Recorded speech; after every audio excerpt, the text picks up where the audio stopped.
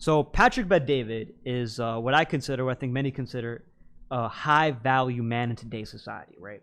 And he goes on the Iced Coffee Hour talking to Graham Stephan about a financial YouTuber about how he raises his kids, right? And there's always this question that comes up when it comes to high-value men is how will you raise your kids, right? Will you raise them and not give them anything?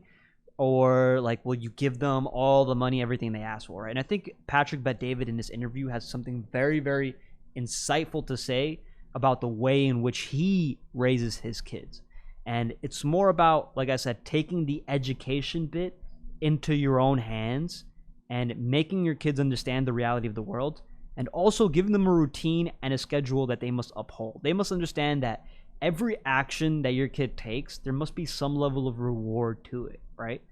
So, watch this. I want to tell you, you have a shot at living a fulfilling life if you choose to come back on Tuesday to find out the ultimate gift. That book motivated me. I was 25 years old when I read this book. 24 years old when I read this book.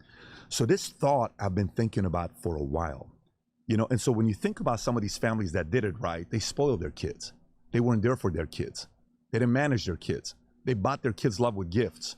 You know, it's like, I don't buy gifts for my kids. If you ask my wife how many gifts I bought for my kids, I'm not a guy that buys gifts for my kids. I'll say things like, hey, daddy, can we get that Lego? That Lego is $10. Hey, daddy, can we get that video game? That video game is $20. Hey, daddy, can we go buy the new FIFA? You finish Atlas Shrugged, you'll get it. Hey, daddy, I want to get right now, my youngest son picked up Fountainhead by himself. He's reading, he's on page 250 or something. He knows if they finish Fountainhead and a few other things, this guy's been working on this for 2 years, they're about to get their treehouse. But the treehouse they've been asking for 4 years. It's been 4 years till they get their treehouse. What is a treehouse if I buy it? 10 grand, 20 grand, 50 grand? It's not a lot of money. I don't have a problem with that part, but I want them to earn it. Everything for me is with them busting their asses. My son's schedule every day after he gets off school, 3 to 4 he swims. 4 to 5 is soccer. 5 to 6 is jiu-jitsu. 6 to 7 is baseball. Jesus. By the time he comes home, he asked me a question the other night. He says, Daddy, do I have a busy schedule or just a normal schedule for all kids? I said, that's very normal. He says, because when I talk to my friends, they don't have my schedule. I said, they don't want to tell you the truth. Everybody has this kind of a schedule. I said, but listen, here's what I will tell you. He said, what's that? You're a Bet-David. I don't care what the Joneses schedule is. I don't care what the Jackson schedule is. This is the Bet-David schedule, okay? And this is the schedule you're going to go on. But Daddy loves you. I'm here for you. We're going to celebrate victories. We're going to do this. We're going to do that.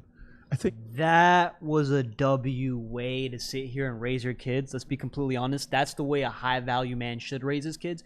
More importantly, really listen to what he said, right? He treats his kid with a reward system. If they read this amount of books, then you're rewarded with, okay, you can have the iPad for an hour, right? That is like literally taking your kid's education into your own hands. And then he has a conversation with his kids about the book they just read. So they're actively thinking. And one of his kids catches on. He goes on later to say that one of his kids kind of just is waiting for the C to turn into a B, and he's not really incentivized to do so.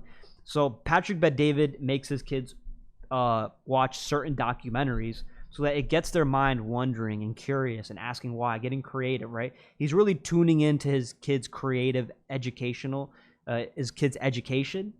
Not only that, but they have routine. They have routine where they're very physically active, always competing, right? So they come home and they have a story to tell their family, right? Obviously, kids have these schedules.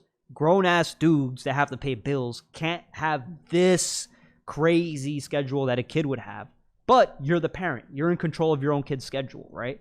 And also, you should be asking yourself, as a parent, as a man, what does your schedule look like, right? How physically active are you? How active are you at learning and critically thinking, and what are the things you're watching, right? Because at the end of the day, the man that you train yourself to become is ultimately what your son is going to inherit, right? So that's the best way as a parent, I believe, that you can control your kid's education, right? And you make it not so forceful, but you make it into a learning lesson for them. I think that's great. I think that right there, that was great. The only flaw is raising them in the U.S. Let's see what the people had to say on that, right?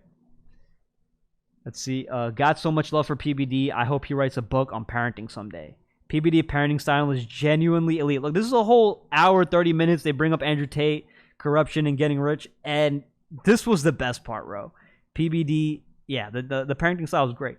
PBD is a guy we need in these tough times. And in a world where even free speech can see being put in jail. This guy is one of the few guts to call out the morons from the WEF, the woke cult, as well as the war machines. Respect PBD as always, a great man, a great father, and an American, a great human too.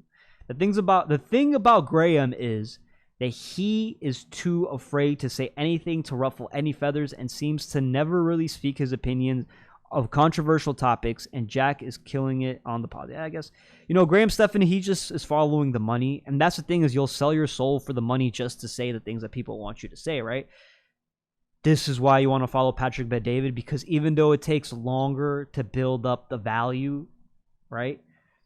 Even though you get less views through value education, at some point when you have your breaking moment, that's residual education, residual views, in which you are truly impacting somebody's life by creating that video.